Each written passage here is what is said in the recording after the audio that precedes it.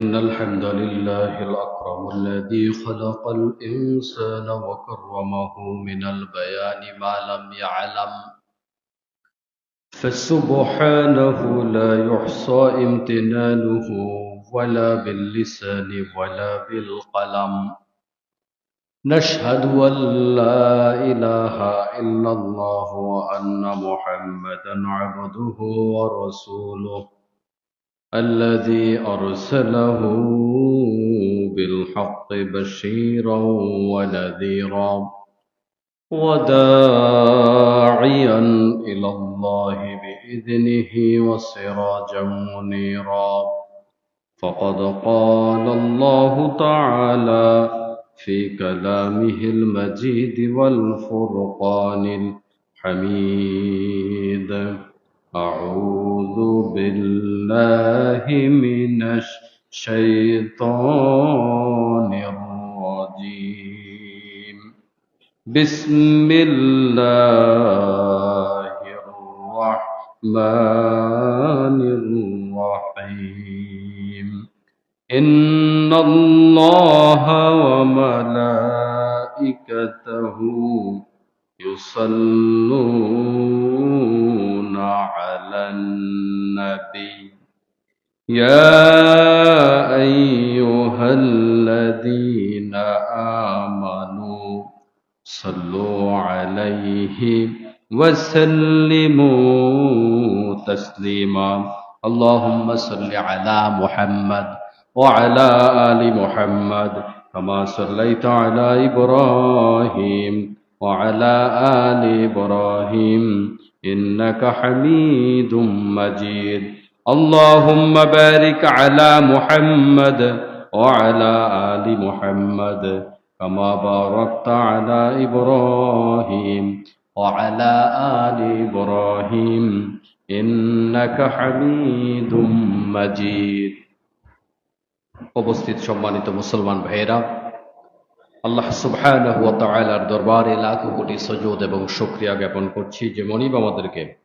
দুনিয়ার যাবতীয় ঝাড় ঝামেলা থেকে মুক্ত করে তার ডাকে সাড়া দেওয়ার তৌফিক দিয়েছেন, শারীরিক মানসিক সুস্থ রেখেছেন। আমরা সবাই মিলে আমাদের মালিকের কাছে শুকরিয়া জানাই, সবাই বলছি আলহামদুলিল্লাহ। রাসূল মাকবুল সাল্লাল্লাহু আলাইহি ওয়াসাল্লামের প্রতি দরুদ এবং সালাম পড়ি সাল্লাল্লাহু আলাইহি ওয়াসাল্লাম। আল্লাহ পাকের কাছে সব মর্দে মুজাহিদদের জন্য দোয়া করি, যারা যুগে যুগে ইসলাম বিজয়ের জন্য জীবন দিয়েছেন, শহীদ হয়েছেন দেশের জন্য, ইসলামের জন্য। আল্লাহ পাক সবাইকে জান্নাতের উচ্চ মাকাম দিয়ে দাও, আমিন। আমার মুসলমান ভাইয়েরা, এই পৃথিবীতে সত্য প্রতিষ্ঠা হয়েছে কষ্টের বিনিময়, ত্যাগের বিনিময়। অন্ধকারের বিরুদ্ধে যুদ্ধ করে এই পৃথিবীতে আলো প্রতিষ্ঠা হয়েছে। নাকি এমনি এমনি হয়েছে? এমনি এমনি হয়নি। ভালো কাজ এমনি এমনি হয় না। যুগে যুগে একেবারে আদম আলাইহিসসালাতু ওয়াসসালাম থেকে শুরু করে এ পর্যন্ত সত্যের বিরুদ্ধে ষড়যন্ত্র আছে না নাই? আদম আলাইহিসসালাতু ওয়াসসালামের সন্তান দুইজন, হাবিল কাবিল। এই দুই সন্তান দুনিয়া আসার পরে ঝামেলা লাগছে না লাগে নাই? এক ভাই সত্যের পক্ষে, এক ভাই সত্যের বিপক্ষে, দুইজনের মধ্যেই ঝামেলা লেগে গেছে। খেয়াল করছেন? তাহলে সেই আদম আলাইহিস সালাম থেকে শুরু করে অদ্যাবধি পর্যন্ত নিরবিচ্ছিন্নভাবে, নিশ্চিতভাবে, আরামদায়কভাবে, একদম নিরাপত্তার সাথে সত্য প্রচার কেউ করতে পারেনি। যেখানেই ছিল সত্য সেখানেই ছিল মিথ্যার বাধা। ঠিক কিনা বলেন? এজন্য ষড়যন্ত্রের শিকার আজকাল যেমন হচ্ছে মানুষ, হক্কানি ওলামায়ে কেরাম যেমন ষড়যন্ত্রের শিকার হচ্ছে, এটা যুগে যুগে লক্ষ লক্ষ পয়গাম্বর তারাও এরকম ষড়যন্ত্রের শিকার হয়েছিল। আর নবীরা যে সমস্ত ষড়যন্ত্রের শিকার হয়েছিল, সেই ষড়যন্ত্রগুলো এখনকার ষড়যন্ত্রের চাইতে মোটেও ছোট নয়, বরং তার চাইতে আরো অনেক বড়। ঠিক কিনা বলেন? এজন্য একটা কথা আছে, পৃথিবীতে একটা যন্ত্র সবার আগে আবিষ্কার হয়েছে, সেটার নাম হলো ষড়যন্ত্র। এই যন্ত্র সবার আগে আবিষ্কার হয়েছে, এটার কোনো আপডেট লাগে না, এটার কোনো তেল মোবিল লাগে না, এটার জ্বালানি পোড়ানি লাগে না, এটা এমনি চলছে। একদম ওই যে হাবিল কাবিল থেকে শুরু হয়েছে, এখন পর্যন্ত চলছে এই ষড়যন্ত্র সত্যের বিরুদ্ধে। ঠিক কিনা? তারই অংশ হিসাবে যুগে যুগে নবীদের বিরুদ্ধে কি কি ষড়যন্ত্র হয়েছে আমরা একটু জানতে চাই নবীদেরকে কোন কোন ভাষায় গালি দিয়েছে, কোন কোন ভাষায় নবীদেরকে অপবাদ দিয়েছে। আল্লাহ পাক রব্বুল আলামিন আমাকে আপনাকে হেদায়েতের উপরে রাখার জন্য সেই কথাগুলাকে কোরআনুল কারীমের আয়াত বানিয়ে কোট করে দিয়েছেন। সুবহানাল্লাহ। আমার মুসলমান ভাইয়েরা, হঠাৎ করে অপ্রত্যাশিতভাবে কোনো মানুষ যখন কোথায় বিপদে পড়ে যায় তখন মানুষ ঘাবড়ে যায়। আর যদি জানে এই জায়গায় বিপদটা হওয়ার কথা ছিল, তখন মানুষ মানসিকভাবে আগের থেকে প্রস্তুত থাকে, ঠিক কি না? আগের থেকে প্রস্তুত যদি কেউ থাকে তাহলে বিপদ খুব বেশি একটা ক্ষতি করতে পারে না। আর যদি প্রস্তুতি না থাকে, হঠাৎ যদি বিপদ আসে, তখন এই বিপদ মানুষের শারীরিক, মানসিক, আর্থিক বিভিন্ন দিকে ক্ষয়ক্ষতি করতে পারে না? তো আমরা যেন এরকম এই জামানায় বিপদে পড়লে একেবারে আমরা যেন হতাশ হয়ে না যাই, আমরা বিপদে পড়লে যেন খেই হারিয়ে না ফেলি, স্টক না করি। এজন্য আল্লাহ তাআলা আমাদেরকে কোরআনুল কারীমের মধ্যে নবী রাসূলদের কি কি আচরণ তাদের সাথে তার জাতির লোকেরা করেছিল। আপনি আমি মানুষকে দাওয়াত দিতে গিয়ে আমি যে পেরেশান, আমি যে হতাশাগ্রস্ত, আমি যে ভাবছি আমি মানুষকে সত্য কথা বলি, অথচ আজ আমার বিরুদ্ধে মামলা, আমার বিরুদ্ধে হামলা, আমার বিরুদ্ধে কত কি, এই যে আপনি আমি হতাশ হয়ে যাই, আল্লাহ পাক সেই কথাগুলো কোরআনুল কারীমের আয়াত বানিয়ে আমাদেরকে উৎসাহ দিচ্ছেন, বান্দা হতাশ হওয়ার কোনো কারণ নাই। আমার মুসলমান ভাইরা, প্রত্যেকটা মুমিনকে আল্লাহর দরবারে জবাবদিহি করতে হবে। আপনি মানুষকে দিনের দাওয়াত দেন, আপনাকেও আল্লাহ তাআলা প্রশ্ন করবেন, আর যাকে দিনের দাওয়াত দেয়া হয় তাকেও আল্লাহ তাআলা প্রশ্ন করবেন। অতএব প্রত্যেকে আমরা দিনের কাজ করব আল্লাহ পাকের কাছে জবাবদিহি করার জন্য। এই জন্য এই পথে চলতে গিয়ে কে কি বলে সেটা দেখার দরকার নাই। আল্লাহ তাআলা বলেন, ফালানাসআলান্নাল্লাযীনা উরসিলা ইলাইহিম ওয়ালানাসআলান্নাল মুরসালিন। রাসূলদেরকে আমি যাদের কাছে পাঠিয়েছি রাসূলদেরকেও আমি প্রশ্ন করব, আর যাদের কাছে রাসূলদেরকে পাঠালাম তাদেরকেও প্রশ্ন করব। তাহলে আমরা যারা সাধারণ পাবলিক আছি, মুসলমান আছি, আমাদেরকে আল্লাহ তাআলা প্রশ্ন করবে না? করবে না? রাসূলদেরকে যদি তাদের দায়িত্বের ব্যাপারে প্রশ্ন করা হয়ে থাকে, এইসব বুঝেন আপনি? রাসূলদেরকে হাসরের মাঠে আল্লাহ প্রশ্ন করবেন, প্রত্যেকটা নবীকে ডেকে ডেকে প্রশ্ন করা হবে, তুমি যে দায়িত্ব পালন করেছো, যে দায়িত্ব দিয়েছিলাম দায়িত্ব কি পালন করেছো? নবীরা বলবে আমরা দায়িত্ব পালন করেছি। নবীর উম্মতেরা বলবে না না, দায়িত্ব পালন করে নাই, ওরা দায়িত্ব পালন করলে আজকে আমরা জাহান্নামে যেতাম না, ওরা মিথ্যা কথা বলতেছে। নাউজুবিল্লাহ বলেন। তাহলে নবীদেরকে জালেমের গোষ্ঠী দুনিয়াতে খালি কষ্ট দিয়েছে এরকম না, পরকালে আল্লাহর সামনে দাঁড়াইয়াও বলবে এই নবীরা মিথ্যা কথা বলছে, ওরা দায়িত্ব পালন করে নাই। নাউজুবিল্লাহ। চিন্তা করা যায় আপনি কত বড় জালেমেরা। এখন নবীরা যখন বলবে দায়িত্ব পালন করেছে, উম্মতে মুহাম্মাদীকে আল্লাহ প্রশ্ন করবেন, উম্মতে মুহাম্মাদী তোমরা জবাব দাও, আমার এই লক্ষ লক্ষ পয়গাম্বর দায়িত্ব পালন করেছে নাকি? আমরা কি লক্ষ লক্ষ পয়গাম্বর দেখছি নাকি? দেখি নাই। কিন্তু না দেখলে কি হবে? এ কোরআন আমাদেরকে সাক্ষী দিচ্ছে এই ১০০ লক্ষ পয়গাম্বর দায়িত্ব পালন করেছে নাকি করেনি।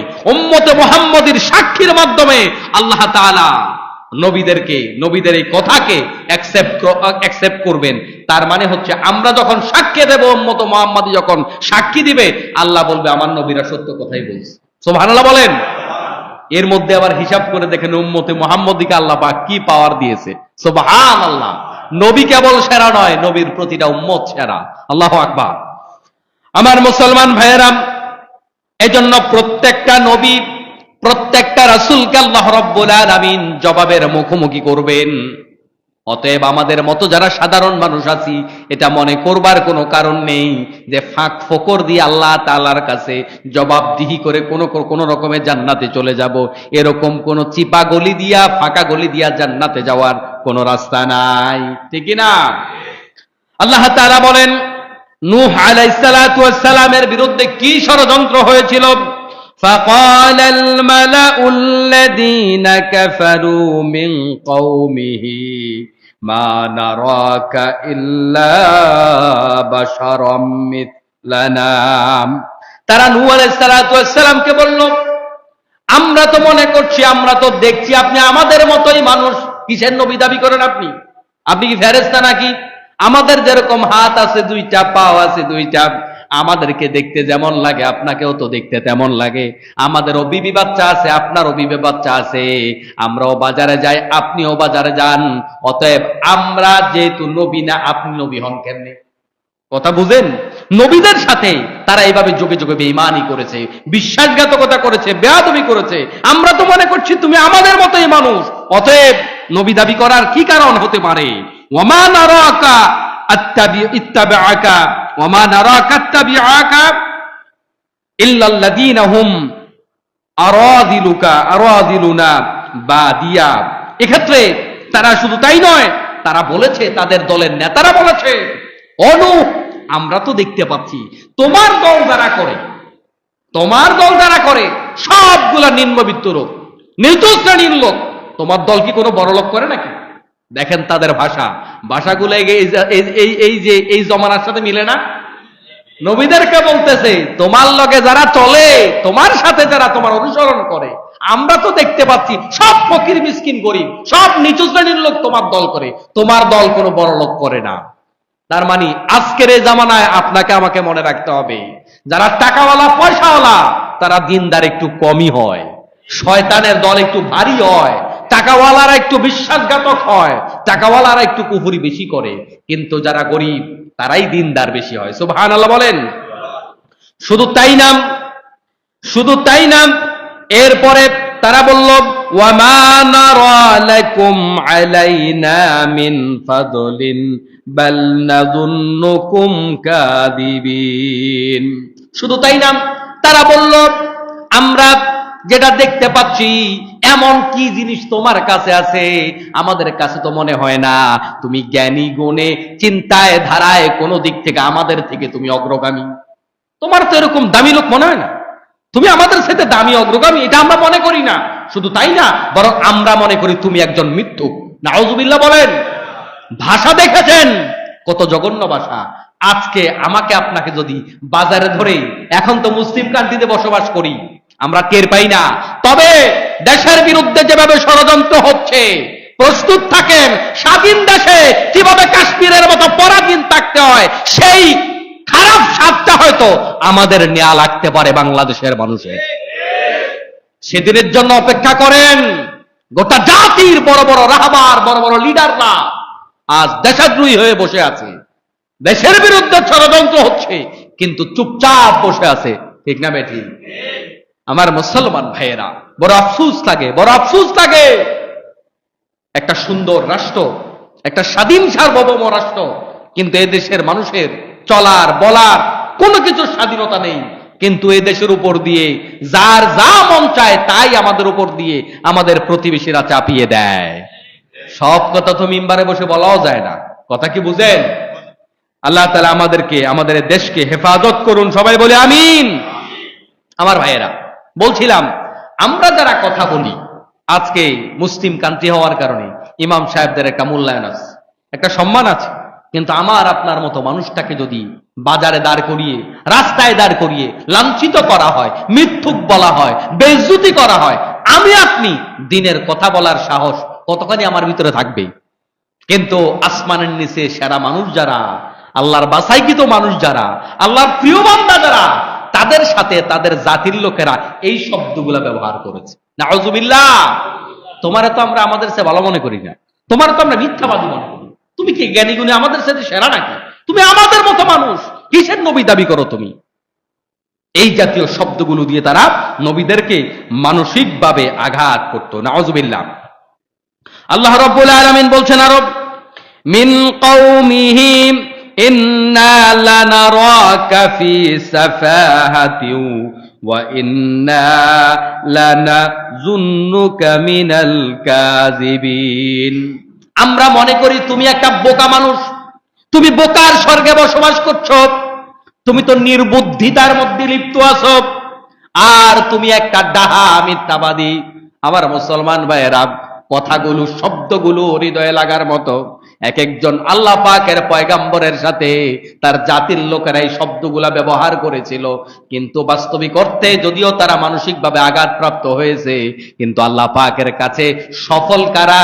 যারা জুলুম করেছে তারা, নাকি মাজলুম হয়েছে যারা? তারা কারা? মাজলুম। এর জন্য কারোর উপর জুলুম করবেন না। কারোর উপর কি করবেন না? আপনি মাজলুম হবেন, মাজলুম হয়ে আপনি কবরে যান। মাজলুমের পাশে আল্লাহ আছে, জালেমের পাশে আল্লাহ নাই। কারোর জন্য আপনি জালেম হবেন না, আপনার পরিবারের জন্য, সমাজের জন্য। আজকে বাংলাদেশের পরিবারগুলোতে দিন না থাকার কারণে প্রতিটা পরিবার বলতে গেলে জুলুম আছে। যে বেশি কামাই করে তার উপর জুলুম, যে বেশি পরিবারে দেয় তার উপর জুলুম, যে পরিবারের জন্য খাটে তার উপর জুলুম, যে খাটে না তার উপর কোনো জুলুম নাই। ম্যাক্সিমাম পরিবারে এগুলো আছে না নাই? আপনি আল্লাহর উপর ধৈর্য ধারণ করে, তাওয়াক্কুল করে ধৈর্য ধারণ করেন, আপনি জালেম হবেন না। আপনি মাজলুম অবস্থায় আছেন, মাজলুম অবস্থায় কবরে যান, এটার জাযা আপনি পেয়ে যাবেন। সুবহানাল্লাহ।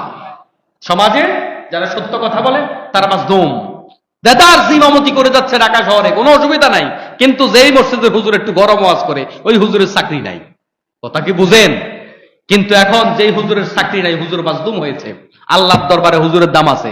আর যেই হুজুর তেল মেরে মেরে চাকরিটা ঠিক রেখেছে, সে জালেম। আল্লাহ পাকের কোরআনের কথা সে গোপন করেছে। কথা কি বুঝতে পেরেছেন? এজন্য জালেম হওয়া যাবে না কোনো জায়গায়। আপনি যেই পদের লোকে হন না কেন, আপনাকে দিয়ে কোম্পানি কাজ বেশি করায়, কোম্পানি জালেম হয়েছে, আপনি মাজলুম, আপনি আল্লাহর কাছে বেঁচে যাবেন। কিন্তু কোম্পানির কাছে ফাঁকি দিয়া আপনি জালেম হইতে যাবেন না। কথা কি বুঝতে পেরেছেন? আপনি জালেম হয়েন না। আপনি 1 ঘন্টা কাজ বেশি করেছেন, আপনাকে কোম্পানি টাকা দেয়নি, পয়সা দেয়নি, আপনি মাজলুম অবস্থায় আছেন, এটার জাযা আপনি আল্লাহর কাছে পাবেন। আপনার স্ত্রী আপনার উপর অতিরিক্ত কিছু করেছে, আপনি মাজলুম, আপনি এটার জাযা আল্লাহর কাছে আপনি পাবেন। তার চাইতে বেশি আপনি তার সাথে করবেন না। এই সমাজের জন্য আপনি যা করেছেন, এই সমাজ আপনাকে তার প্রতিদান দেয়নি। আপনি মসজিদের জন্য অনেক কিছু করেছেন, এমন বহু লোক আছে কয়দিন পরে তারে মসজিদ কমিটি থেকে বের করে দেয়, অথচ তার উসিলায় মসজিদ দাঁড়াইছে। এমন লোক আছে না নাই? আছে। আপনি মাজলুম অবস্থায় থাকেন, জালেম হতে যাবেন না। আপনি স্কুলের সভাপতি, মাদ্রাসার সভাপতি, আপনি সে জায়গায় মাজলুম হয়ে যান, অসুবিধা নাই। আপনাকে কমিটি থেকে বের করে দেওয়া হয়েছে, কিন্তু আপনার অবদানে মসজিদ হয়েছে, আপনার অবদানে মাদ্রাসা হয়েছে, এরকম আছে না? তাহলে আপনি জালেম হবেন না, মাজলুম হন, কোনো আপত্তি নাই। এই দুনিয়াতে প্রত্যেকটা নবী মাজলুম ছিল। তাহলে আপনি যদি মাজলুম হন, আপনি কার কাতারে আছেন? নবীদের কাতারে। মান তাশাব্বা বিকওমিন ফাহুয়া মিনহুম। আমার নবী বলেন, যার সাথে যার সম্পর্ক সে তাদের অন্তর্ভুক্ত। তাহলে নবীরা মাজলুম ছিল, আপনিও মাজলুম হয়েছেন। আপনি কাদের অন্তর্ভুক্ত? ওই নবী রাসূলদের দলের অন্তর্ভুক্ত। সুবহানাল্লাহ। আল্লাহ তাআলা কবুল করুন, আমিন। আমার মুসলমান ভাইয়েরা, শুধু তাই নয়, নবীদেরকে তারা কিভাবে এই কথাগুলা বলতো হুদ আলাইহিস সালাতু ওয়াস সালামের ব্যাপারে আল্লাহ রাব্বুল আলামিন বলছেন, ক্বালু ইয়া হুদ মা জি'তানা বিবাইয়িনাতিন ওয়া মা নাহনু বিতারিকি আলিহাতানা আন কওলিকা মা নাহনু লাকা বিমুমিনিন। আল্লাহ রাব্বুল আলামিন বলেন, তুমি যে দলিল তুমি আমাদের কাছে যে এসেছ, তুমি তো কোনো দলিল হাজির করতে পারো নাই। তুমি যে নবী, এ ব্যাপারে তোমার কাছে কোনো দলিল নাই। তোমার দলিলগুলা আমরা বিশ্বাস করি না। তার মানে নবীদের এই দলিলগুলো ওই কাফের বেঈমানরা বিশ্বাস করতে চাইতো না।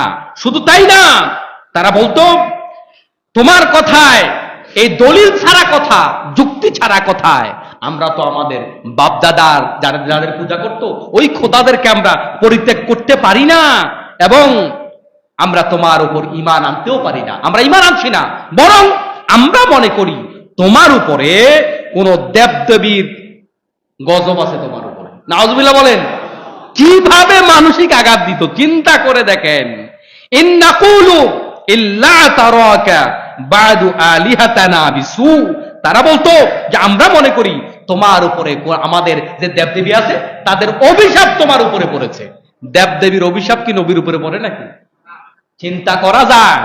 আমার মুসলমান ভাইরা, কোরআনুল কারীম এতটা আপডেট, এখন আমাদেরকে যারা কটাক্ষ করে, মানে কথা শুনলে মনে হয় ওই যে মুফতি আমির হামজা বলছে না, মনে হয় যেন জান্নাত থেকে এখন পালাই আসছে, মনে হয় জান্নাত থেকে পালাই আসছে। দাড়ির কি বাহার, কালার করা দাড়ি, দুর্নীতিতে 1 নাম্বার, দেশটা খাইয়া শেষ করে ফেলেছে।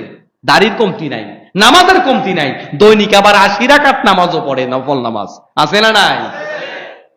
এ হলো অবস্থা আমার মুসলমান ভাইয়েরা।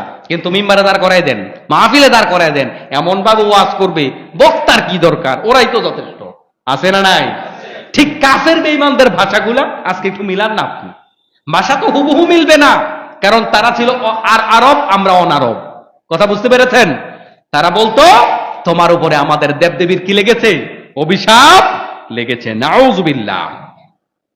শুধু তাই না, আল্লাহ রাব্বুল আলামিন এরপরে বলেন ওয়ামা মানাআন নাস আন ইউমিনু ইয জাআহুমুল হুদা ইল্লা আন ক্বালু বা'আসাল্লাহু বাশারার রাসূলা।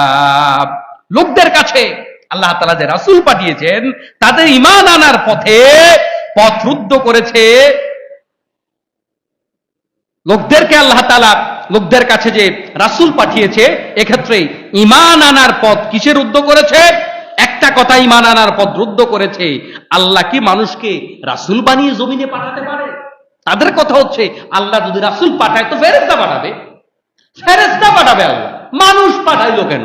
তার মানে এরকম আল্লাহ পাকের কিতাব নিয়ে আসা এক একজন নবীকে তারা বাজারে ট্রল করতো। এটা মনে করেন না যে ট্রল করতো গ্রামে গঞ্জে, ট্রল করতো চিপা চাপায় গলিতে, না, এক একজন আল্লাহ পাকের পয়গম্বরকে নিয়ে তারা এইভাবে বাজারের উপরে দাঁড়াইয়া, বাজারের উপরে দাঁড় করে তাকে লাঞ্ছিত করত, বেইজ্জতি করত আর ট্রল করত। নাউযুবিল্লাহ বলেন।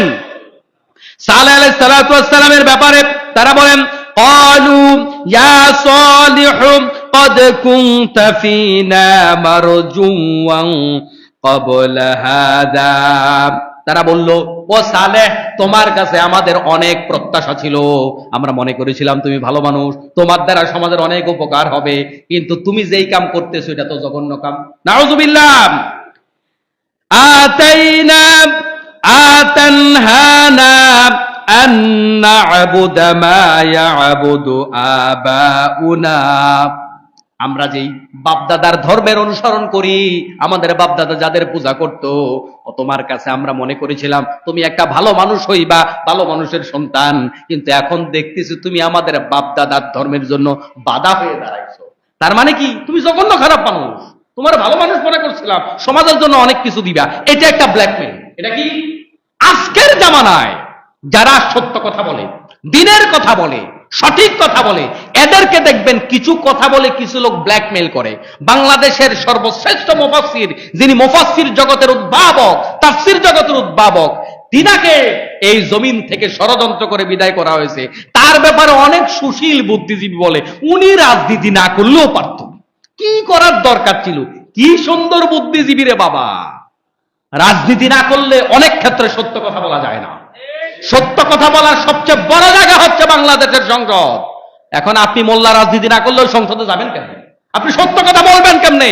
এই বাংলাদেশের জাতীয় সংসদে সংসদ সদস্যরা মাথা ঝুঁকাইয়া সংসদে ঢুকতো, আগে মাথা ঝুঁকাইয়া ঢুকতো, যেটা শিরকের অন্তর্ভুক্ত। এই মাথা ঝুঁকানোর বিপক্ষে কথা বলেছেন বাংলাদেশের তাফসীর জগতের শ্রেষ্ঠ নক্ষত্র, যিনি আজ পৃথিবীতে বেঁচে নেই, ষড়যন্ত্রের শিকার হয়ে যিনি দুনিয়ার থেকে বিদায় গ্রহণ করেছেন। ওই মোল্লা যদি ওই সংসদে না যেত তাহলে হক কথাটা বলতো কি করে? কথা কি বুঝেন?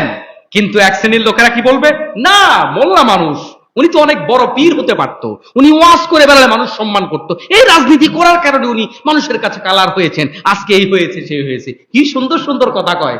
এরপরে সালেহ আলাইহিস সালামের উম্মতেরা ওই নবীকে এটা বলতো, তোমার কাছে আমরা কত ভালো জিনিস আশা করছিলাম, আজ তুমি আমাদের বাপদাদার ধর্মের জন্য কি হয়ে গেছো? বাধা হয়ে গেছো। ওয়া ইন্নানা লাফি শাক্কিম মিম্মা তাদউনা ইলাইহি মুরিব। তুমি যে পথে ডাকছো এই পথের ব্যাপারে আমাদের যথেষ্ট সন্দেহ হয়, অর্থাৎ একটা সন্দেহজনক পথের দিকে তুমি আমাদেরকে ডেকে দিচ্ছ। শুধু তাই নয়, শুধু তারা আরো বলতো ক্বালু ইন্নামা আনতা মিনাল মুসাহহারিন। তারা বলতো তুমি তো একটা জাদুগ্রস্ত ব্যক্তি, তোমার তো ভালো মানুষ মনে করছিলাম, তুমি অসুস্থ, একটা জাদুগ্রস্ত ব্যক্তি। নাউযুবিল্লাহ। আমার মুসলমান ভাইরা, নবীরা কি অসুস্থ? নবীরা কি মানসিকভাবে সুস্থ না অসুস্থ? নবীদের চাইতে সুস্থ মানসিকতার মানুষ এই জমিনে আর কেউ হতে পারে না। আমার মুসলমান ভাইরা, এবার আসেন, ইব্রাহিম আলাইহিস সালাম যখন দ্বীনের দাওয়াত নিয়ে গেল, তখন তার দলের লোকেরা কি বলল? ক্বালু আজিতানা বিল হাক্কি আম আনতা মিনাল লাইবিন। ও ইব্রাহিম আলাইহিস সালাম, তুমি কি টিটকারি করো নাকি আমাদের সাথে, নাকি সত্যি সত্যি তুমি এগুলো বলতেছো? নবীকে প্রশ্ন করতেছে, তুমি যে খোদার দাওয়াত দিচ্ছ এটা কি টিটকারি নাকি অরিজিনাল? সিরিয়াসলি বলতেছো আমাদেরকে, নাকি আমাদের সাথে টিটকারি করতেছো? আমার মুসলমান ভাইরা, বলেছিলাম আলোচনার শুরুতে, এই পৃথিবীতে প্রতিটা জায়গায় সত্য প্রতিষ্ঠিত হয়েছে রক্তের বিনিময়ে, গালির বিনিময়ে, কষ্টের বিনিময়ে। আজকে আমরা যে জায়গায় ব্যবসায়িকভাবে সফল, বংশীয়ভাবে আমি ভালো বংশের লোক, অর্থনৈতিকভাবে প্রতিষ্ঠিত, আমি গার্মেন্টসের মালিক, কোম্পানির মালিক, আমি সংসদ সদস্য হয়েছি, আমি বড় মসজিদের ইমাম, আমি জাতীয় মসজিদের খতিব হয়েছি, আমার ব্যক্তিত্ব, আমার চেয়ার, আমার অবস্থান নষ্ট হয়ে যাবে, এজন্য আমি হক কথা বলবো না। এভাবেই জমিনটা কিয়ামতের দিকে এগিয়ে যাবে। কারণ আপনি আমি যদি জীবনের ঝুঁকি নিতে না পারি, কষ্ট গ্রহণ করার মানসিকতা অর্জন করতে না পারি, তাহলে এই জমিন থেকে দিন দিন সত্য উৎখাত হয়ে যাবে। সত্য উৎখাত হয়ে যাবে। সত্য তো জমিন থেকে উৎখাত হচ্ছেই।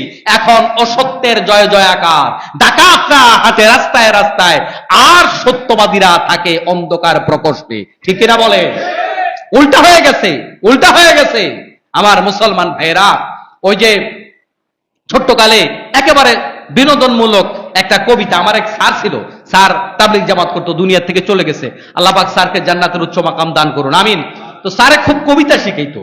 তো স্যারে বলতো, রাতে মশা, কি বলে যে রাতে দিনে মশা রাতে মাছি, তাই নিয়ে কলিকাতা আসি, মানে উল্টাটা বলতো, উল্টাটা বলতো আর কি। মশা তো রাতে লাগার কথা, মশা দিনে লাগে, আর রাতে মানে মাছি, উল্টা হয়ে গেছে না এটা? এই সময়টা ওই সময় এরকম উল্টাটা হয়ে গেছে। আজকে আমাদের সমাজে, আমাদের দেশের একই অবস্থা। দেখবেন আমাদের ঢাকার পাশেই একটা গার্ডেন আছে, যেখানে বিভিন্ন হিংস্র জীবজন্তু গুলা পাওয়া যায়, যে গাজীপুরের দিকে। ওখানে আপনি যদি এটার ভিতরে ঢুকেন, আপনাকে খাঁচার ভিতরে ঢুকানো হবে, আর বাঘভাল্লুক বাইরে থাকবে। কোন গার্ডেন না? সাফারি পার্ক না? Safari park. তো অবস্থাটা হয়ে গেছে এরকম, ডাকাতরা বাহিরে আর আলেমরা ওই খাঁচার ভিতরে বন্দী। ঠিক কিনা বলেন? আজকে বাংলাদেশের আলোচিত একটা বিষয়, ওই নাম তো আমি মিম্বারে বসে বলতে পারি না, পুলিশের এডিসি সাকলাইন, সাকলাইন কাণ্ড শুনছেন না আপনারা? ওর চাকরি নাই, ওর চাকরি নাই, কিন্তু ইসলামী শরীয়তের বিধান হচ্ছে, কোন জেনাকার পুরুষ যদি, বিবাহিত জেনাকার পুরুষ যদি জেনা করে, তাহলে ওই পুরুষ হোক আর মহিলা হোক, দুজনের জন্য সাজা কি একটা না দুইটা? একই সাজা, একই সাজা। দুইজনকে পাথর মেরে হত্যা করতে হবে। এখন সাকলাইনের চাকরি যাবে, কিন্তু পরিমণির কি হবে? কিছু হবে না, কিচ্ছু হবে না। এই বাংলাদেশের প্রত্যেকটা পরিবার নিজের সাথে মিলিয়ে দেখেন, প্রত্যেকটা পরিবারের উপরে স্বামীদের উপরে জুলুম চলে, কোনো বিচার নাই। আর 19 থেকে 20 হইলেই মহিলা গিয়া সুন্দর করে নারী নির্যাতন মামলা একটা ঠুকে দিয়ে আসে। আছে না নাই? চুপ করে আছেন, এটা বলা যাবে না। একটা মজার জোকস আমার চোখের সামনে পড়ছে, অনেক জায়গায় কিন্তু শিক্ষা আছে আপনার আমার জন্য। তো একজন লোক বলতেছে, ভাই আমি খুব আতঙ্কে আছি। আমার জীবনটাই আতঙ্ক। কি আতঙ্ক? ওই মায়ের পেটে থাকতে একটা আতঙ্ক ছিল, এখন আমি কি স্বাভাবিকভাবে দুনিয়ায় যাব নাকি অস্বাভাবিকভাবে দুনিয়াতে আসবো। যখন স্কুলে যাই তখন শিক্ষকদের আতঙ্ক ছিল, যখন মাদ্রাসায় যাই তখন মাদ্রাসার শিক্ষকদের আতঙ্ক, যখন কি বলে যে আরো অনেকগুলো আতঙ্কের কথা বলতে বলতে বললো যে অবশেষে যখন মৃত্যুবরণ করব তখন ফেরেশতার পিটানির আতঙ্ক। তো পাশের লোক বলতেছে, ভাই বউয়ের আতঙ্কের কথা বললেন না? কইটা তো ডরে কই নাই, বুঝেন নাই? কইটা তো আতঙ্কের কারণেই কই নাই, না হয়তো এটা কইতাম। এখন আপনারা যে জবাব দিলেন না, আপনারাও তাইলে এই আতঙ্কের মধ্যে আছেন, এজন্য আপনারা জবাব দিলেন না। এই জুলুম ঘরে ঘরে আছে না নাই বলেন? আছে না? আছে, মানে 100% কমন প্রশ্ন। কিন্তু বন্ধুগণ বলেন দেখি, এটার বিচার কি আমাদের সমাজে আছে? নাই। এরকম কাণ্ড বাংলাদেশে একটা দুইটা নয়, এরকম নারী কেলেঙ্কারি দিয়ে বহু আলেম, জালেম, সরকারি চাকরিজীবী কত লোকের লাইফকে হেল করে দেওয়া হয়েছে। কিন্তু যেই সমস্ত নারীরা এটার সাথে সম্পৃক্ত ছিল, এদের খুব একটা কারো লাইফ হেল হয় নাই, এদের লাইফ কারো নষ্ট হয় নাই। বেশিরভাগ ক্ষেত্রে হয়তো 2-4 জন আছে ব্যতিক্রম, অথবা লাইফ নষ্ট হয়েছে কয়দিন পরে আবার গেইন, এগুলো ভুলে যায় জাতি। আমার মুসলমান ভাইয়েরা, আল্লাহ পাকের কোরআনের বিচার নাই যেখানে, সেখানে জুলুম হবে। এজন্য আল্লাহ তাআলা কোরআনুল কারীমের মধ্যে বলেছেন, আমাল্লাম ইয়াহকুম বিমা আনজালাল্লাহু ফাউলাইকা হুমুল কাফিরুন ফাউলাইকা হুমুল ফাসিকুন ফাউলাইকা হুমুজ জালিমুন। তিনবার আল্লাহ বলেছেন, যারা আমার কোরআন দিয়ে বিচার করে না তারা কাফের, তারা ফাসিক, তারা জালেম। আল্লাহ নবী সাল্লাল্লাহু আলাইহি ওয়াসাল্লাম বলেছেন, মান হাকামা বিহি আদালা, এ কালামে পাক দিয়ে যারা বিচার করবে সে ন্যায় বিচার করলো। তার মানে কোরআন ছাড়া যত বিচারক জমিনে আছে সবাই জাতির উপর অবিচার করে যাচ্ছে। আমি বলেছি না, মুহাম্মাদুর রাসূলুল্লাহ বলেছে, মুহাম্মাদুর রাসূলুল্লাহ সাল্লাল্লাহু আলাইহি ওয়াসাল্লাম। আমার মুসলমান ভাইয়েরা, এগুলাই সত্য কথা আসলে, কারণ যেখানে আল্লাহ পাকের বিচার নাই সেখানে সত্য থাকতে পারে না। আল্লাহ তাআলা আমাদেরকে ন্যায় বিচারের পক্ষে থাকার তৌফিক দান করুন, আমিন।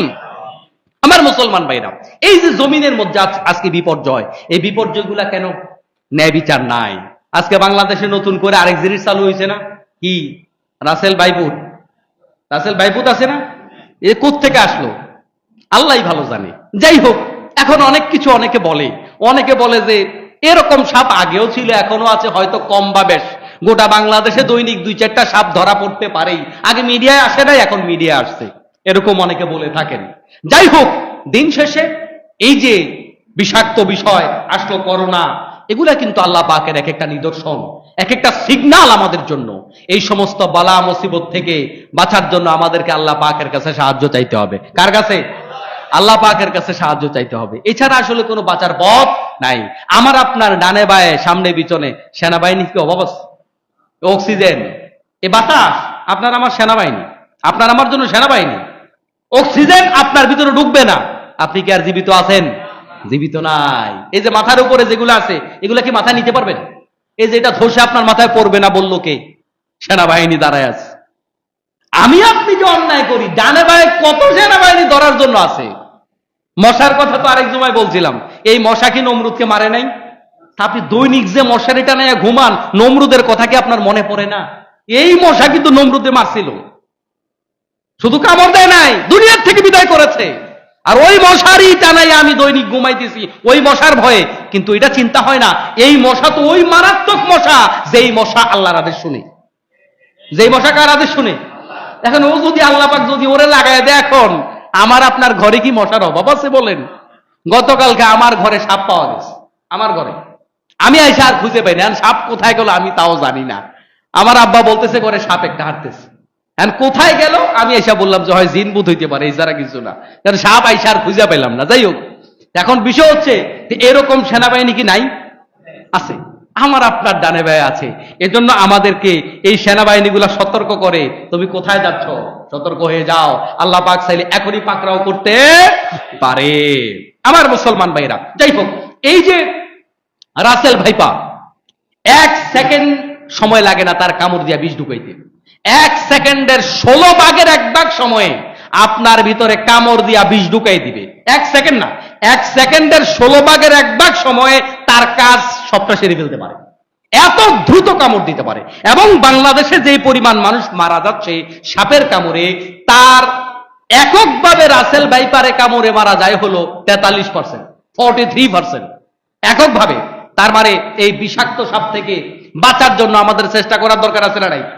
যে কাউকে যদি এরকম কামড়ে দেয়, এক্ষেত্রে অবশ্যই সতর্কতার সাথে সাথেই আপনারা মেডিকেলে নিয়ে যাবেন, ডাক্তারের শরণাপন্ন হবেন। এরকম বিষাক্ত সাপ কামড় দিলে ওই ওজার কাছে, অমুকের কাছে, তোমার কাছে এগুলা নিয়ে যাবেন, তাহলে আপনার জীবনটাকে ঝুঁকির মুখে আপনি ঠেলে দিলেন। তবে বিশ্বনবী সাল্লাল্লাহু আলাইহি সাল্লাম এই জাতীয় বিষাক্ত পোকা মাকড় বালা মুসিবত থেকে বাঁচার জন্য আমাদেরকে চমৎকার একটা দোয়া শিখিয়েছেন। এই দোয়াটা সকালে 3 বার পড়তে হবে, রাতে 3 বার পড়তে হবে।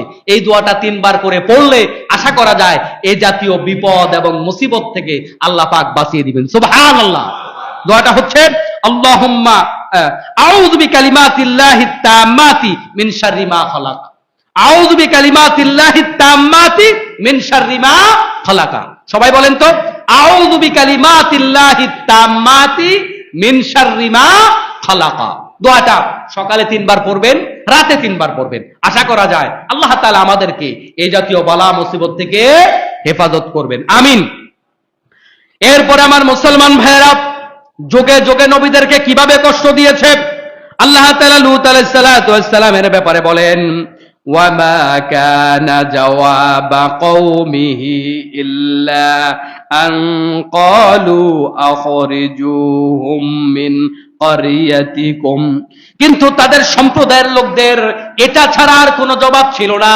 তারা বলল, আমরা তোমাকে এই জনপদ থেকে বের করে দিতে চাই। কি করতে চাই?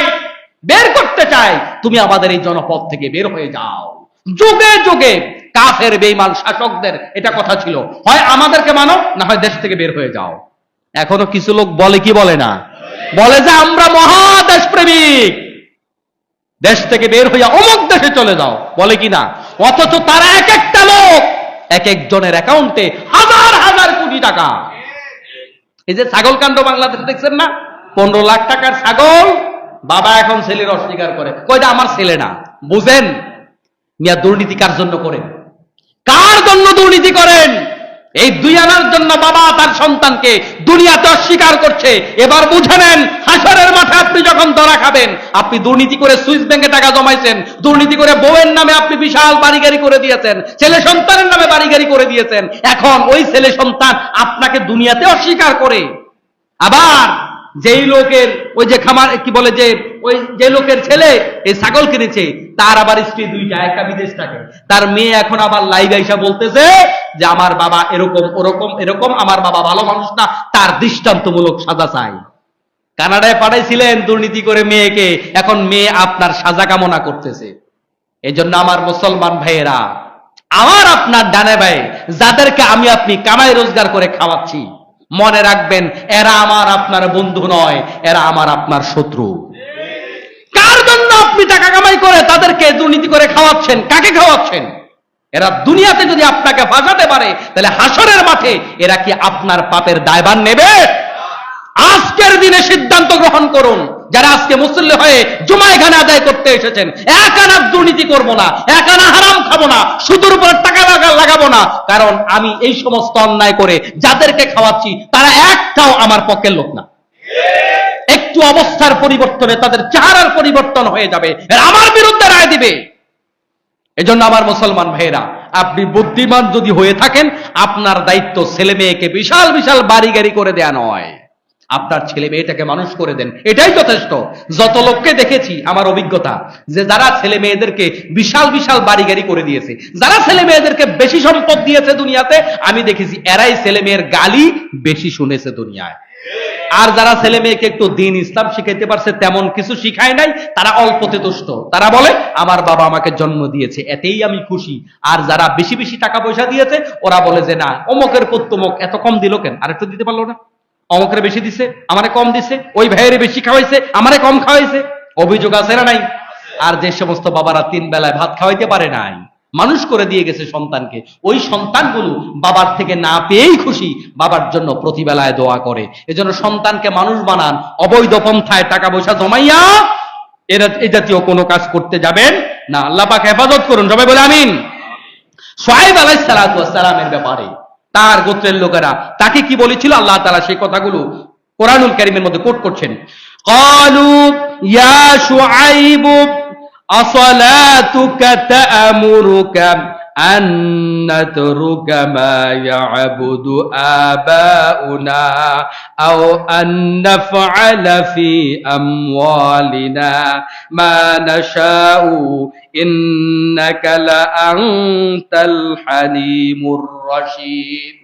শুআয়ব আলাইহিস সালাতু ওয়াস সালামকে তারা ডেকে বলল, তুমি কেমন নামাজি মিয়া? তোমার নামাজকে আমার দেবদেবী আমার বাপদাদা যাদের পূজা করত তাদের বিরুদ্ধে দাঁড় করায়, এটা তোমার কেমন নামাজ? এরকম লোক আছে না? এটা একটা ব্ল্যাকমেইল, নামাজ দিয়া কোটা দিবে। আপনি নামাজ পড়েন তো, মিয়া তুমি নামাজি মানুষ, কিন্তু তুমি এরকম কেন? নামাজি মানুষ তুমি, তোমার আচরণ এরকম কেন? এটা দিয়া কিন্তু ব্ল্যাকমেইল করে। এটা নতুন কিছু নয়। শুআয়ব আলাইহিস সালাম কোন ডাক দিয়া বলল, কি বলল? তোমার নামাজ কি একথা শিখায় যে আমরা এমন মামুদকে পরিত্যাগ করি যাদেরকে আমাদের বাপদাদারা পূজা করত? এটা তোমার নামাজ শিখায়? এমনি কেমন নামাজ পড়ো তুমি? দেখছেন অবস্থাটা? তাহলে প্রশ্নগুলো আমাদের এই জামানার সাথে মিলে কিনা? মিলে যায়। তারপরে তারা বলল, নিজেদের ধন সম্পদ খরচের কোনো এখতিয়ার আমাদের থাকবে না। এইটা কি তোমার নামাজের শিক্ষা? আমরা আমাদের মন মতো ধন সম্পদ ব্যয় করতে পারবো না, কারণ প্রত্যেকটা নবী রাসূল অর্থনীতির ব্যাপারে কথা বলেছেন। আপনি চাইলেই যে কোনো জায়গা থেকে আয় করবেন, চাইলেই যে কোনো জায়গায় ব্যয় করবেন না, এই সুযোগ ইসলাম আপনাকে দেয়নি। তখন তারা বলতো তোমার নামাজ বুঝি এগুলা শিখায়, এগুলো তোমার নামাজের শিক্ষা যে আমরা কষ্ট করে কামাই করব, কিন্তু আমরা যে কোনো জায়গায় ব্যয় করতে পারবো না। ইসলাম আপনাকে আমাকে যে কোনো জায়গায় ব্যয় করার কি কোনো সুযোগ দিয়েছে? দেয়নি।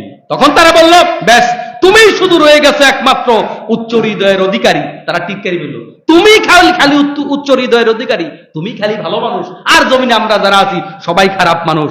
এই কথাগুলো তারা বলতো ইউসুফ আলাইহিস সালামকে। দেখুন তার ভাইরা তার বিরুদ্ধে ষড়যন্ত্র করেছে, তার ভাইরা, আপন ভাইরা তার বিরুদ্ধে ষড়যন্ত্র করেছে, কূপে ফেলে দিয়েছে। এগুলো নতুন কিছু নয়। তাকে জেনাকার বানানো হয়েছে, তাকে কারাগারে রুদ্ধ করে রাখা হয়েছে, তার বিরুদ্ধে ষড়যন্ত্র করা হয়েছে। তাহলে আপনি এই যে ইউসুফ আলাইহিস সালামকে আমাদের পয়গাম্বর, আমাদের নবী নাকি? কথা বলেন, জেমায় গেছেন নাকি আপনারা? ইউসুফ আলাইহিস সালাম আমাদের নবী নয়, কিন্তু ইউসুফ আলাইহিস সালামের নাম আল্লাহ একটা সূরা দিয়ে দিয়েছে, সুবহানাল্লাহ। তাহলে কি ওনার নামটা গুরুত্বপূর্ণ কম না বেশি? বেশি। আল্লাহ পাক তার নামে একটা সূরা দিয়ে আমাদের দৃষ্টি আকর্ষণ করলেন, আমার বান্দারা, আমার গোলামেরা, সূরা ইউসুফ পড়ো, তার দিকে তাকাও। একটা নবী, একটা পয়গম্বরকে জিনার অপরাধে কারারুদ্ধ করে রাখা হয়েছে। চারটিখানি কথা। আল্লাহ পাকের পয়গম্বর, যেন তো না আল্লাহ লোক নয়, যেন তো মোল্লা মুন্সি নয়, একজন নবী, একজন পয়গম্বর। আল্লাহ পাকে আছে না? আমাদের বাংলাদেশের মানুষ হইলে আমরা বলতাম আল্লাহর পয়গম্বর হইলে আবার 3 বছর জেলখানা থাকে কেমনে? আল্লাহ কি দেখে না? এরকম চিন্তা আমাদের মাথায় আসার সম্ভাবনা ছিল না। 3টা বছর জেলখানায়, নাইলে 2-4 দিন থাক। মিথ্যা মামলায় জেলখানায় যেহেতু আছে, 2-4 দিন নয়, 2 বছর নয়, এত দীর্ঘ সময় জেলখানায়, 5 বছর 10 বছর এক এক নবী জেলখানায়। কারণ কি? আমি আপনি হলে ইমান ধরে রাখতে পারতাম, নবী হইলে আল্লাহ জেলখানা থেকে মুক্তি করে না কেন? বেটার পাওয়ার কই? পাওয়ার থাকলে জেলখানায় কেন? বলতাম কি না? তাহলে এমত অবস্থায় ইমান ধরে রাখা সহজ না কঠিন? এইটার নামে ইমান। তো আপনি কঠিনটা দিলেই তো জান্নাত পাইবেন। এখন ইউসুফ আলাইহিস সালামকে আল্লাহ পাক এই যে জেলখানার ভিতরে ঢুকালেন, আবার সেখান থেকে রাজা বানিয়ে বের করলেন, পরিকল্পনা কার? আল্লাহর। আমার মুসলমান ভাইরা, এগুলোর থেকে আমরা শিক্ষা গ্রহণ করতে হবে। আইয়ুব আলাইহিস সালাতু ওয়াস সালামের ব্যাপারে বলছেন, ওয়া আইয়ুবান ইয নাদা রাব্বুহু ইন্নী মাসসানিয়াদ দুররু ওয়া আনতা আরহামুর রাহিমিন। যখন আইয়ুব আলাইহিস সালাতু ওয়াস সালাম আল্লাহ পাককে ডেকে বললেন, ও আল্লাহ, আমি রোগাক্রান্ত, আর তুমি আরহামুর রাহিমিন, তুমি সবচাইতে বড় দয়াবান। আল্লাহর কাছে বলে নাই আল্লাহ আমাকে রোগমুক্ত করে দাও, বলেছে আমি অসুস্থ আর তুমি তো দয়ালু। সুবহানাল্লাহ, কি চমৎকার দোয়া। আমার ভাইয়েরা, আপনি আমি একটু অসুস্থ হইলে মনে করি আহারে আল্লাহ তো মনে হয় আমার উপর রাগ করে ফেলছে, এরকম চিন্তা আমাদের মাথায় আসে না? আসে। কিন্তু আইয়ুব আলাইহিস সালাতু ওয়াস সালাম এত দীর্ঘ সময় অসুস্থ, গোটা শরীর পোকামাকড় কামড়ে কামড়ে খেয়েছে, কিন্তু তার মৃত্যু হয়নি। মৃত্যু হচ্ছে না, কিন্তু পোকামাকড় গোটা দেহের মধ্যে। পরীক্ষাটা কি কম না বেশি? আপনি আমি হলে কি বলতাম, মিয়া তুমি যদি নবী হও, তোমার নিজের দেহের অবস্থা, তুমি কিসের নবী মিয়া? তোমার উপর তো আল্লাহর গজব পয়রা বসা রয়েছে। আমরা তো এগুলা বলি, আল্লাহর গজব তো তোমার উপরে পয়রা বসা রয়েছে, তুমি কি রহমতের খবর আমাদেরকে শোনাইবা? দেখেন কত কঠিন। এই সন্দেহের মধ্যে তার উপর ঈমান আনা, এটা কি সহজ? সহজ না তো। কারণ ওই নবী তার নিজের জন্য তো কিছু করতে পারতেছে না। এমত অবস্থায় সে যদি দাবি করে আমি আল্লাহর নবী, তাকে মেনে নেয়া এটা কি সহজ কাজ না অনেক কঠিন? অনেক কঠিন কাজ, অনেক কঠিন কাজ। আমার মুসলমান ভাইরা, আমাদের নবী নবী মুহাম্মদুর রাসূলুল্লাহ সাল্লাল্লাহু আলাইহি ওয়াসাল্লামের ব্যাপারেও তাকে কত কথা বলেছে। পাগল, জাদুকর, তারপরে অভাব নাই তার বিরুদ্ধে গালিগালাজের। এরপরে তার বিরুদ্ধে একটা মিটিং হয়েছিল আপনার ওলীদ ইবনে মুগীরার নেতৃত্বে। ওই মিটিংয়ে তার বিরুদ্ধে যেই গালিগুলা সেই মিটিং হয়েছিল, দেখেন তাকে বলা হয়েছিল গণক, তাকে বলা হয়েছিল জিন, তাকে জিন ধরেছে, জিনগ্রস্ত। তারপরে তাকে বলা হয়েছিল কবি, তাকে বলা হয়েছিল জাদুকর, তাকে বলা হয়েছিল সত্যদ্রোহী। রাসূলুল্লাহ সাল্লাল্লাহু আলাইহি ওয়াসাল্লাম কি সত্যদ্রোহী না সত্যবাদী? জালেমদের ভাষা দেখেন অবস্থা, অথচ তারা মিথ্যাবাদী। ওই মিটিং এর মধ্যে যে শব্দগুলো তারা প্রয়োগ করেছিল, দেখেন তাকে বলা হয়েছিল সত্যদ্রোহী, তাকে বলা হয়েছিল সীমা লঙ্ঘনকারী, তাকে বলা হয়েছিল প্রতারক। নাউযুবিল্লাহ। রাসূল সাল্লাল্লাহু আলাইহি ওয়াসাল্লাম কি সীমা লঙ্ঘনকারী নাকি তারা সীমা লঙ্ঘনকারী? ওই আবু জাহেলের গোষ্ঠীরা সীমা লঙ্ঘনকারী, অথচ তারা নবীকে বলছে সীমা লঙ্ঘনকারী, তারা নবীকে বলছে প্রতারক, অথচ তারাই প্রতারক। তারা নবীকে বলেছে মিথ্যাবাদী, তারা নবীকে বলেছে উন্মাদ, তারা নবীকে বলেছে ধর্মত্যাগী। নাউযুবিল্লাহ। ধর্মত্যাগী কি আমাদের নবী? তারা বলল নবীকে ধর্মত্যাগী।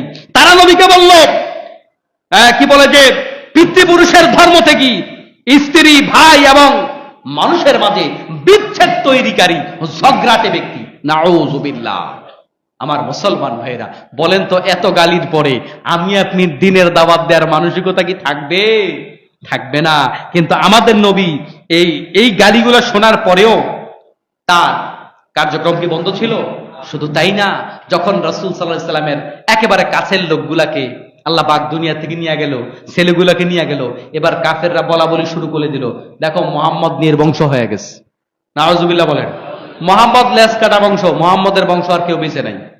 নাউযুবিল্লাহ। আপনার বাবা মারা গেল, ভাই মারা গেল, চাচা মারা গেল, স্ত্রী মারা গেল, কাছের লোক সব মারা গেল, এমনিই মনটা খারাপ। এবার যদি এই সময় এই গালিটা আসে, তখন মনটা কি আরো অনেক বেশি খারাপ হয়ে যায় না? তখন আল্লাহ রাব্বুল আলামিন, এটা আল্লাহ পাকের ভালো লাগেনি, আল্লাহ পাক এবার জবাব দিলেন, ইন্না শানিআকা হুয়াল আবতার। ও মুহাম্মদ সাল্লাল্লাহু আলাইহি ওয়াসাল্লাম, নিশ্চয় যারা আপনাকে গালি দিচ্ছে তারাই হলো লেজ কাটা, তাদের নাম নেয়ার মতো কেউ থাকবে না। আপনার ছেলেগুলাকে আমি নিয়ে গেছি, কিন্তু আপনার নাম ওয়ারাফা'না লাকা যিকরাক, আপনার নাম আজীবন উচ্চকিত থাকবে। সুবহানাল্লাহ। আযানের সময় আল্লাহর নবীর নাম উচ্চকিত আছে না নাই? ইকামতের সময় আশহাদু আল্লা ইলাহা ইল্লাল্লাহ যত জোরে বলা হয়, আশহাদু আন্না মুহাম্মাদার রাসূলুল্লাহ ঠিক তত জোরেই বলা হয়। সুবহানাল্লাহ। তাহলে আল্লাহ পাকের নামটা যেখানে উচ্চকিত করা হয়, নবীর নামটাও সেখানে উচ্চকিত করা হয়। কিন্তু আবু জাহেলের নাম এখন কেউ রাখে? কিন্তু আল্লাহ নবীকে তারা মানসিকভাবে আঘাত দেওয়ার জন্য বলেছে, দেখো সব মরে ছাই হয়ে গেছে, এখন আর তার বংশে একটাও বেঁচে নাই, নির্বংশ, তার কেউ নাই। আল্লাহ পাক রব্বুল আলামিন সে কথাগুলার জবাব দিয়েছেন যে দেখো তারাই নির্বংশ, আমার নবী নির্বংশ নয়। বলেছিলাম আমার মুসলমান ভাইয়েরা, আপনার সাথে যখন রক্তের সম্পর্কেও কেউ বেঈমানি করবে, হতাশ হয়ে যাবেন না। কারণ আমরা ইউসুফ আলাইহিস সালামের সে আদর্শে বিশ্বাসী। আমার ভাইয়েরা আমার সাথে বেঈমানি করতে পারে, এটা আমার মাথায় রাখতে হবে। ভাই ভাই বেঈমানি আছে না নাই? আর দুনিয়ার কাজ বলেন আর পরকালের কাজ করেন, ভাই ভাই বেঈমানি আছে না? তাহলে ইউসুফ আলাইহিস সালামের এখান থেকে আমরা শিক্ষা নিলাম যে আমার রক্তের সম্পর্কের লোকেরা যদি বেঈমানি করে এতে অসুবিধা নাই। আমার বাবা আমার সাথে যদি বেঈমানি করে মন খারাপ হওয়ার কোনো কারণ নাই, কারণ আমরা ইব্রাহিম আলাইহিস সালামের সন্তান। ইব্রাহিম আলাইহিস সালামের সাথে তার বাবা বেঈমানি করেছিল, বাবা বেঈমানি করে নাই? করেছে। আমরা মুহাম্মদ সাল্লাল্লাহু আলাইহি সাল্লামের সেই উত্তরসূরি, যার একেবারে কাছের আত্মীয় স্বজনগুলো, যার চাচা, যার একেবারে কাছের ভাই, যার কাজিন, এই মানের লোকগুলো আল্লাহর নবী সাল্লাল্লাহু আলাইহি ওয়াসাল্লামের বিরুদ্ধে কি করেছিল? দাঁড়িয়েছিল, কষ্ট দিয়েছিল। আপনাকে আমাকে যদি আজকে কেউ অপবাদ দিয়ে আমার আপনার পথ রুদ্ধ করতে চায়, ও মুসলমান ভাইরা, আমার আপনার জন্য সর্বশ্রেষ্ঠ উচ্চ হচ্ছে মা আয়েশা রাদিয়াল্লাহু তাআলা আনহা, তার বিরুদ্ধে জানার অপবাদ দেওয়া হয়েছিল। আপনি আমি কোন লোক? আপনার আমার ইজ্জত অনেক বেশি হয়ে গেছে, খুব ভদ্রলোক আমি আপনি। আল্লাহর নবীর স্ত্রী মা আয়েশা রাদিয়াল্লাহু তাআলা আনহা, যাকে ছাড়া ইসলাম চিন্তা করা যায় না, মা আয়েশার পক্ষ থেকে এত বেশি মাসাইল এসেছে, এত বেশি হাদিস এসেছে, এত বেশি ফিকহের বিভিন্ন বর্ণনা এসেছে, ও মা আয়েশাকে ছাড়া ইসলাম চিন্তা করাই যায় না। আপনি পারবেন না। ওই মহিষী রমণী আল্লাহর নবী সাল্লাল্লাহু আলাইহি ওয়াসাল্লামের স্ত্রী মা আয়েশার ব্যাপারে যদি বলা হয়, জেনার অপবাদ যদি তাকে দেয়া হয়, চরিত্রহীন যদি তাকে বলা হয়, আপনাকে আমাকে কিছু সত্য কথা বলার কারণে দুই একটা জেনার অপবাদ দিয়া জেলখানায় ঢুকাবে আর মামলা দিবে, এটা কি স্বাভাবিক নাকি অস্বাভাবিক? স্বাভাবিক। আমার মুসলমান ভাইরা, এজন্য আমরা হতাশ হয়ে যাব না, নিরাশ হয়ে যাব না। বলছিলাম আজকে জুমার আলোচনার বিষয় কি ছিল? যুগে যুগে নবীদেরকে কি গালি দিয়েছিল, কি কি ষড়যন্ত্র হয়েছে। অতএব এই যে ঘটনাগুলো আল্লাহ পাক কোরআনুল কারীম আমাদের জন্য দিলেন, এগুলো আমার আপনার জন্য লেসন। এখান থেকে আমি আপনি উৎসাহ নিয়ে আমরা যেন আমাদের জীবনটাকে দিনের পথে চালাতে পারি। আল্লাহ পাক তৌফিক দান করুন, আমিন। হাদা মা ইনদি ওয়াল ইলমু ইনদাল্লাহি আলাইহি তাওয়াক্কালতু ইলাইহি উনীব। আসসালামু আলাইকুম ওয়া রাহমাতুল্লাহি ওয়া বারাকাতুহু।